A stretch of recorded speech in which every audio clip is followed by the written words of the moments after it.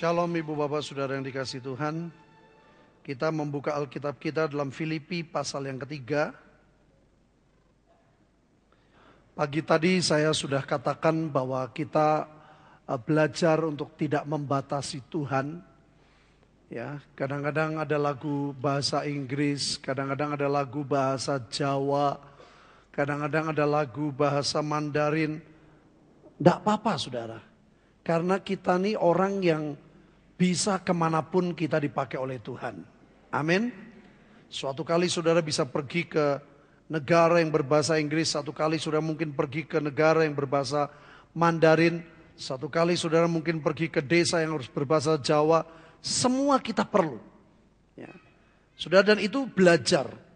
Kalau orang Kristen sedikit-sedikit menolak, sedikit-sedikit tidak terima, itu membuat saudara tidak bisa menerima sesuatu yang baru dari Tuhan. Karena kadang-kadang berkat yang dari Tuhan itu sepertinya tidak saudara duga. Ya. Sesuatu yang datang dari Tuhan, begitu saudara tolak, di baliknya ada berkat, kita sudah kehilangan kesempatan. Ya, maka dari itu kita belajar ngikuti saudara. Apalagi lagu-lagu itu ada artinya di bawahnya. Saudara nggak ngerti, nggak apa-apa, nyanyikan saja. Yang penting kita nikmati ada hadirat Tuhan di tengah-tengah kita. Amin. Nah, saudara, malam ini kita akan belajar melihat kunci-kunci hidup.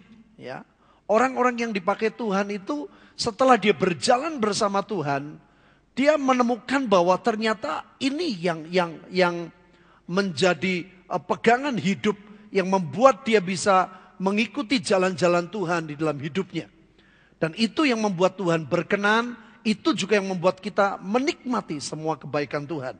Dalam Filipi 3 ayat 13-14, Paulus menyampaikan seperti ini. Saudara-saudara, aku sendiri tidak menganggap bahwa aku telah menangkapnya. Tetapi ini yang kulakukan. Prinsipnya, dia berkata begini. Aku melupakan apa yang telah di belakangku, dan mengarahkan diri kepada apa yang di hadapanku. Bagus sekali. Ini yang kulakukan. Dikatakan, aku melupakan apa yang di belakangku. Kalau saudara dulu kita belajar tentang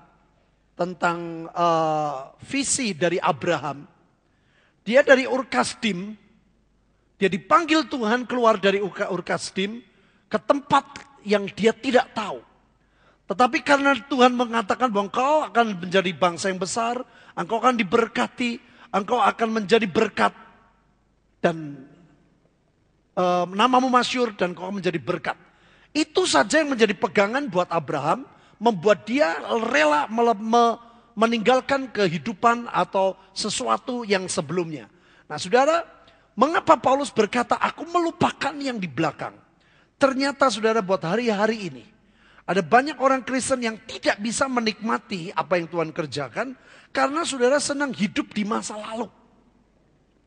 Gravitasinya begitu kuat untuk membawa kita semua keluar dari rencana Tuhan. Ya, ada kutub yang sangat berjauhan, yaitu Paulus berkata, aku melupakan yang di belakang, dan dia dikatakan di ayat yang ke-13 tadi, dan mengarahkan diri. Saudara harus tahu ini. Yang mengarahkan diri itu Paulus sendiri. Jadi saudara dan saya mau jadi apa, itu tidak sepenuhnya tergantung Tuhan, saudara. Tapi Tuhan memberi kesempatan kepada saudara untuk mengarahkan diri. Kemana? Alkitab berkata, aku mengarahkan diri kepada apa yang di hadapanku. Yaitu apa saudara? Seperti berkat Abraham. 1, menjadi bangsa yang besar. 2, diberkati. 3, namamu masyhur. 4, jadi berkat. Itu yang ada di pandangannya Paulus begitu. Aku percaya, aku lupakan yang sudah, aku mau diberkati, aku mau menjadi bangsa yang besar, aku mau nama masyhur, dan aku menjadi berkat. Ya, dia terus berjalan untuk melihat, mengarahkan diri ke depan. Dia lupakan yang di belakang. Nah, padahal saudara, ada dua pergumulan, ada dua tantangan yang saudara dan saya harus lewati. Yang pertama, bagaimana caranya melupakan yang di belakang. Kalau itu sudah menang, ke depannya pun ada masalah saudara. Sebab orang berjalan ke depan belum tentu seperti yang Tuhan mau. Kita lihat ayat 14. Setelah dia mengarahkan diri ke depan, ke hadapanku, ayat 14 berkata apa? Dan berlari-lari, jadi artinya dia kerja keras, dia lakukan sesuatu semampunya kepada tujuan. Perhatiin saudara, hidup itu harus ada tujuan.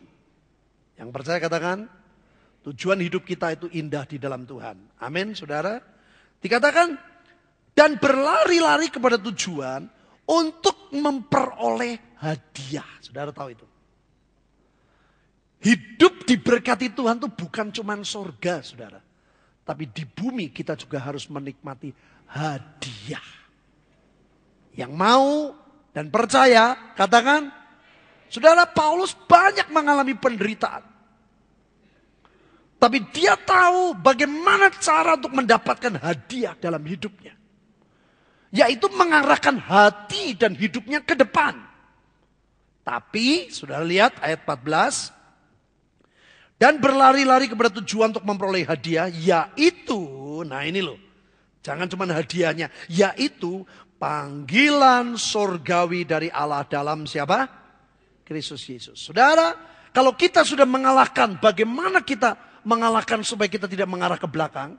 Yang kedua, tantangan kedua, saudara, untuk melari ke depan, itu harus sesuai jalur. Yaitu panggilan Tuhan. Jangan saudara arah ke depan menurut maumu sendiri.